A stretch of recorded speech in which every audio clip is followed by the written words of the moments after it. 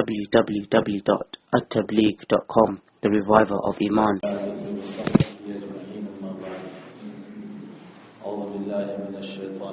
بسم الله الرحمن الرحيم ومن أحسن قولا ممن دعا إلى الله وعمل صالحا وقال إنني من المسلمين ولا تستوي الحسنة ولا السيئة ادفع بالتي هي أحسن فإذا الذي بينك وبينه عداوة كأنه ولي حميم وما يلقاها إلا الذين صبروا وما يلقاها إلا ذو حظ عظيم صدق الله العظيم. بزرگوں اور بھائیوں، اس امت کو امت دعوت بھی کہا گیا، امت اجابت بھی کہا گیا. اس امت کے 3 نام ہیں: امت دعوت، امت اجابت اور امت تقویٰ. امت اجابت تو وہ امت ہے جنہوں نے نبی کی بات کو قبول کر لیا، وہ امت اجابت ہے. اجابہ کا معنی ہوتا ہے قبول کرنا. مدینہ المنورہ میں آپ کا جانا ہوا ہوگا، وہاں آپ نے ایک مسجد دیکھی ہوگی، اس مسجد کا نام ہے مسجد اجابہ. اس مسجد کو مسجد اجابہ اس لیے کہتے ہیں کہ وہاں جناب رسول اللہ صلی اللہ علیہ وسلم نے کچھ دعائیں فرمائی تھیں اور اللہ تعالیٰ نے اللہ کے نبی کی ان دعاؤں کو قبول فرمایا تھا. تو اجابہ کا معنی قبول ہونا، اور چونکہ اللہ کے نبی کی دعائیں قبول ہوئی تھی اس لیے وہاں مسجد اجابہ اس مسجد کا نام رکھا گیا. تو جس امت کے جس طبقے نے، جس فرد نے، جس انسان نے نبی کی دعوت کو قبول کیا، مثلا ہم ہیں تو ہم امت اجابت ہیں. اور اس سے بڑھ کر دعوت کو قبول کرنے کے بعد جو لوگ اپنے آپ کو تقوی پر لائے، پرہیزگاری پر لائے، دین کی بات کو مانا. ایک تو ہے کہ لا الہ الا اللہ محمد رسول اللہ کا اعتراف، اپنے دل سے اس کو پڑھ لینا، یقین کر لینا، یہ تو ہو گیا امت اجابت، مسلمان ہو گیا. لیکن اس سے بڑھ کر نبی علیہ الصلوۃ والسلام کی باتوں پر عمل، قرآن کریم پر عمل. حضرت معاذ بن جبل رضی اللہ تعالیٰ عنہ کو جب یمن کے گورنر بنا کر بھیجا تو آپ صلی اللہ علیہ وسلم نے ان کو حکم دیا. مسلم شریف کتاب الایمان میں روایت ہے، معاذ تم جس جگہ جا رہے ہو سب سے پہلے ان کو دعوت دینا لا الہ الا اللہ کی، اللہ کی توحید کی، اللہ کی وحدانیت کی. جب وہ اس کو قبول کر لیں تو ان کو نماز کی دعوت دینا، جب اس کو قبول کر لیں ان کو روزے کی دعوت دینا، جب اس کو قبول کر لیں ان کو زکوٰۃ کی دعوت دینا. بہرحال اللہ کے حبیب پاک صلی اللہ علیہ وسلم نے ان باتوں کو بتایا. تو ایمان کو قبول کرنے کے بعد جو لوگ اللہ اور اللہ کے رسول کے منشے پر چلتے ہیں اس کو امت تقویٰ کہا جاتا ہے. یعنی یہ وہ امت ہے کہ جو اپنے آپ کو تقوی پر لے گئے، پرہیزگاری پر لے گئے. تقوی کی بھی 2 قسمیں ہیں. تقوی کی ایک قسم تو انسان مسلمان ہو گیا، اس کو بھی تقویٰ کہا جاتا ہے، اس لیے کہ جب انسان مسلمان ہوتا ہے، ایمان قبول کرتا ہے، اس کا مطلب اللہ کا خوف اس کے دل میں آ گیا. قرآن کریم میں حق تعالیٰ جل شانہ پہلے ہی صفحے پر ہم کو یوں کہتے ہیں الف لام میم ذالک الکتاب لا ریب فیہ ھدی للمتقین. یہ وہ کتاب ہے جس میں شک نہیں، اور اگر تمہیں شک نظر آئے تو تمہاری کمی ہے، قرآن کی کمی نہیں. اس لیے کہ وحدہ لا شریک کا علم ہے اور وحدہ لا شریک کے علم میں شک ہو ہی نہیں سکتا ہے. یہ تمہاری ناقص فہمی ہے، تم سمجھ نہیں پائے اس مضمون کو، اس لیے تمہیں شک ہو گیا، ورنہ اللہ کے کلام میں کوئی شک نہیں. یہ موقع نہیں ہے، میں تو ویسے ہی دعوت میں آیا تھا، اعلان ہو گیا کہ یہاں تجھے کچھ کہنا ہے. بہرحال چند باتیں جب بات ہوئی گئی ہے تو میں نے کہا لاؤ میں وضاحت کر دوں. بہت تفصیل سے میں نہیں کہہ سکتا. اس وقت دنیا کے بہت سارے لوگ یوں کہتے ہیں قرآن میں سائنس کہاں ہے، میڈیکل کہاں ہے، فلاں کہاں ہے، فلاں کہاں ہے. وہ لوگ عقل کے بہرے ہیں جو قرآن میں سائنس تلاش کر رہے ہیں، میڈیکل تلاش کر رہے ہیں، ٹیکنالوجی تلاش کر رہے ہیں. حقیقت میں قرآن اس کے لیے آیا ہی نہیں ہے. قرآن تو اس لیے آیا ہے کہ مومن کو اپنے اللہ سے ملائے، بندے کو اپنے اللہ سے ملائے، اس زمین پر چلنے والے کو اللہ سے ملائے، اور یہ بندہ اپنے معبود سے مل جائے، اس کو پہچان لے. اس نے اس زمین کو بنایا، اس نے ان ساری چیزوں کو بنایا. توحید، اور میرے بھائیوں میں ایک بات عرض کروں، آج کل توحیدی مضامین کو بیان کرنے کی بہت ضرورت ہے. ہماری یہ اولاد اور ہماری یہ نسلیں ان دنیا کے علوم میں پڑھنے کی وجہ سے اور ان اسکولوں میں پڑھنے کی وجہ سے ان کے برین واش ہو چکے ہیں، ان کے دل و دماغ سے اللہ نکل چکا ہے. ان کے دلوں میں یہ بتایا گیا ہے کہ اللہ کوئی چیز نہیں ہے، یہ دنیا ویسے ہی چل رہی ہے.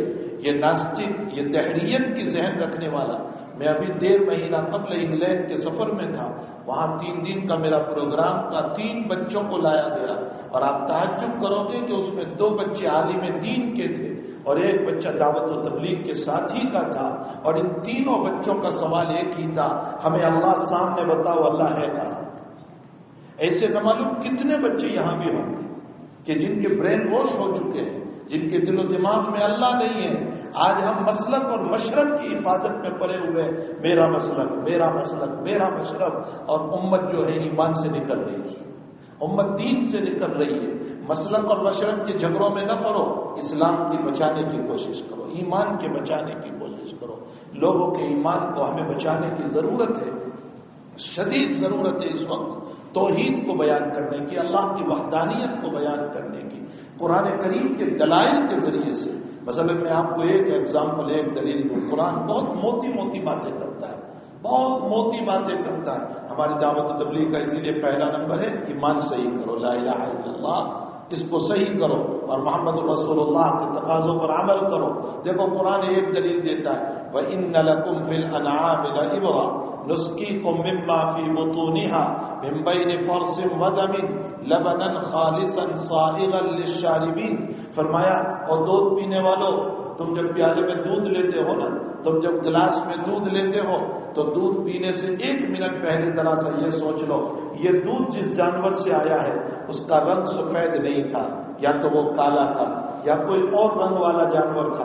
اس نے جو چارہ کھایا، جو خوراک کھائی، اس کا رنگ بھی کوئی اور تھا، سفید رنگ کا اس نے چارہ نہیں کھایا، اس نے خوراک سفید رنگ کی نہیں کھائی.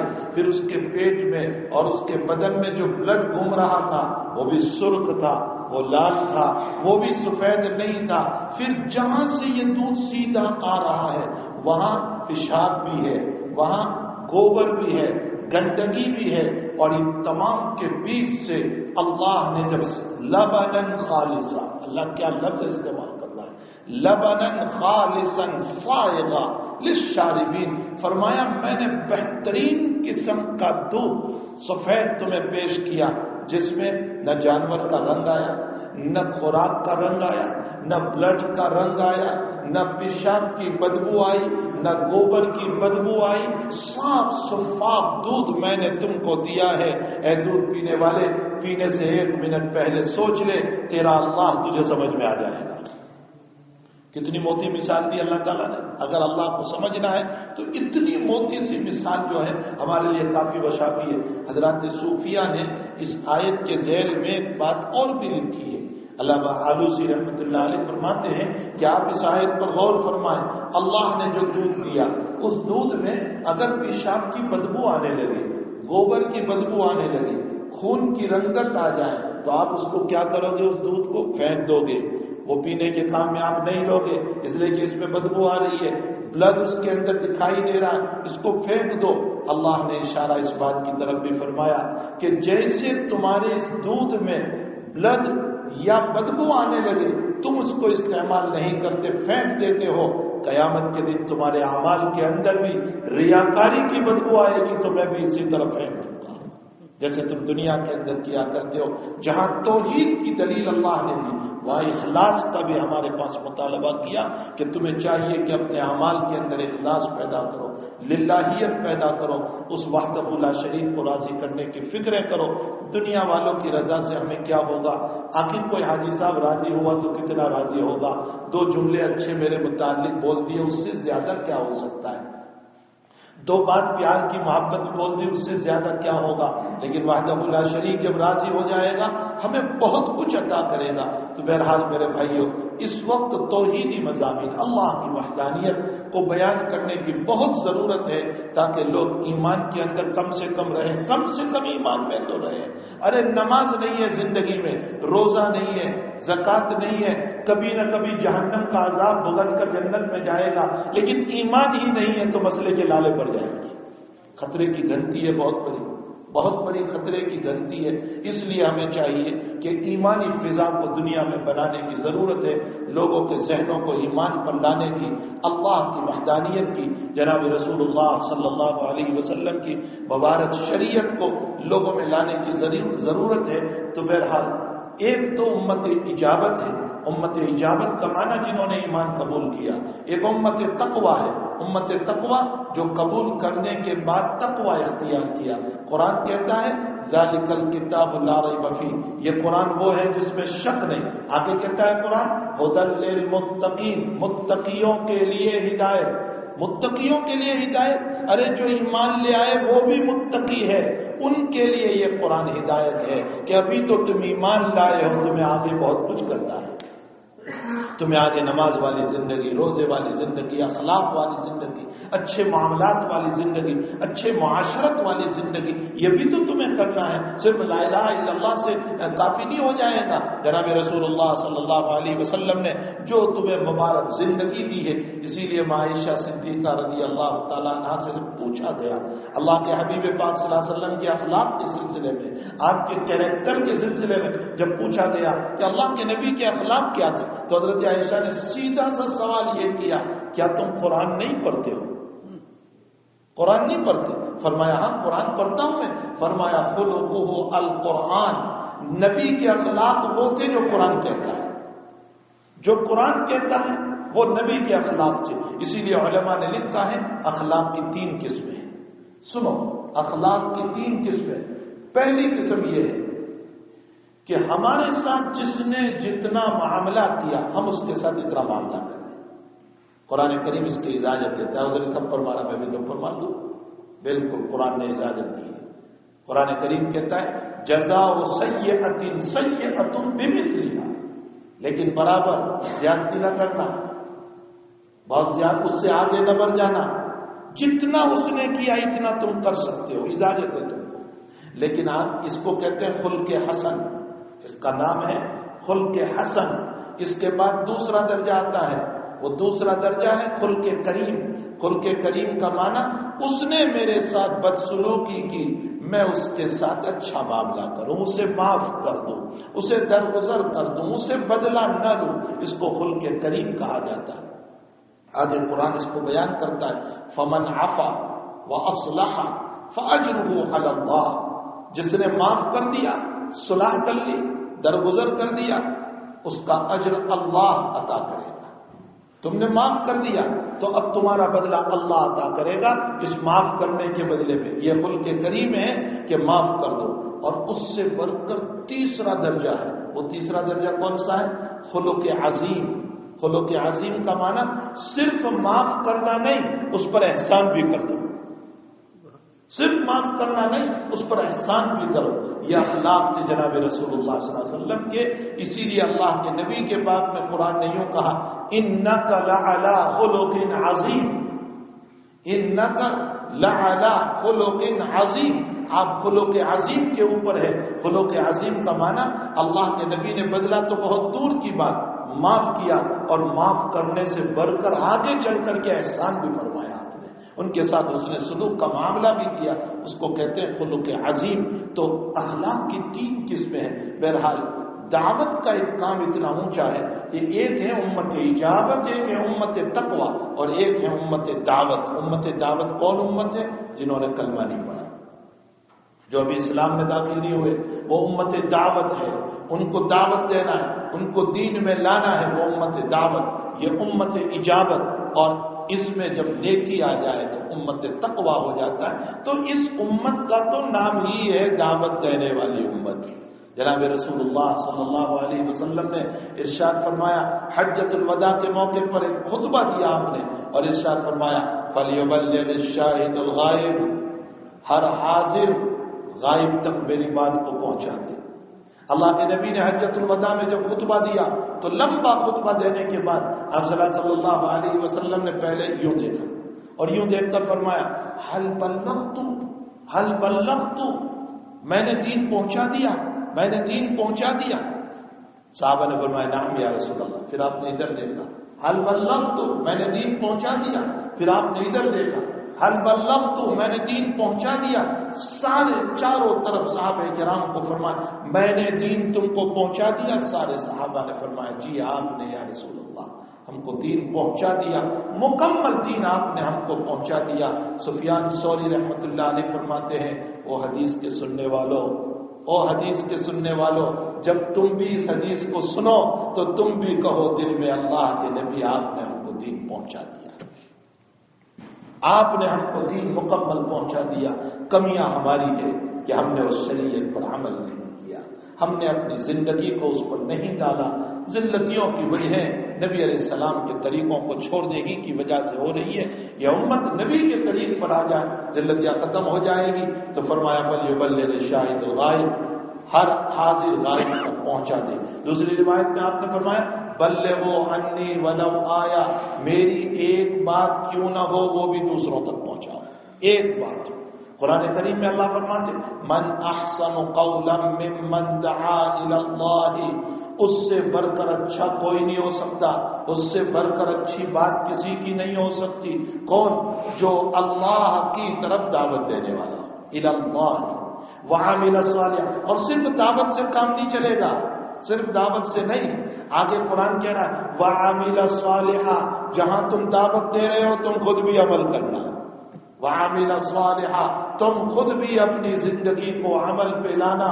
قرآن یہ کہہ رہا ہے کہیں ایسا تو نہیں ہو رہا لم تقولون ما لا تفعلون، جس کو تم نہیں کرتے ہو اس کی دعوت دے رہے ہو، تم خود تو عمل کرتے نہیں اور دوسروں کو دعوت دے رہے ہو۔ فرمایا من احسن قولا ممن دعا الی اللہ، اس سے بہتر بات کسی کی نہیں ہو سکتی جو اللہ کی طرف دعوت دینے والا ہے، وعمل صالحا، اور خود بھی اعمال صالحہ کرنے والا، وقال اننی من المسلمین، وقال، اور اگر تیری بات کسی کے دل میں اتر جائے، کسی کے دل میں تیری بات اتر گئی اور اس کو ہدایت مل گئی نماز کی، دین کی، شریعت کی، شراب چھوڑنے کی، ڈرگس کو چھوڑنے کی، کسینوں میں جانے کی، اس کو ہدایت مل گئی اور وہ تیرے راستے پر آ گیا، تو تو غرور نہ کرنا، تو تکبر نہ کرنا، تو برائی نہ کرنا، تو یہ نہ کہنا میری وجہ سے ہو گیا، میں نے کیا، بلکہ یوں کہنا اننی من المسلمین،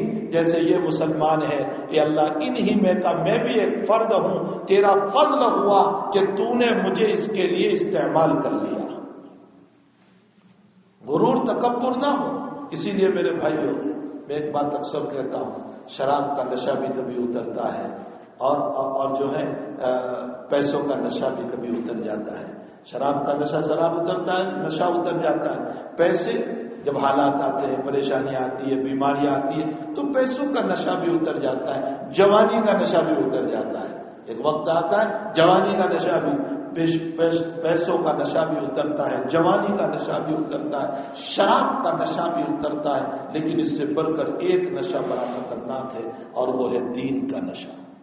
انسان جب اپنے دین پر غرور کرنے آ جاتا ہے، میں نمازی، بے نمازی سے دوری اختیار کر رہا ہے، میں پاک باز، شرابی سے دوری اختیار کر رہا ہے، میں بہت پاک دامن، دوری اختیار کر، یہ خطرناک چیز ہے، یہ خطرناک چیز ہے۔ ترمذی شریف میں صراحتاً روایت ہے کہ ایک جناب رسول اللہ صلی اللہ علیہ وسلم ارشاد فرماتے، بلکہ مسلم شریف میں روایت ہے، جناب رسول اللہ صلی اللہ علیہ وسلم ارشاد فرماتے ہیں کہ ایک صاحب جو دیندار تھے، تقوی والے تھے، پرہیزگار تھے، انہوں نے بے دین کو یوں کہا اللہ تجھے ہلاک کرے، تجھے غارت کرے، تو ایسا ہے، تو ویسا ہے۔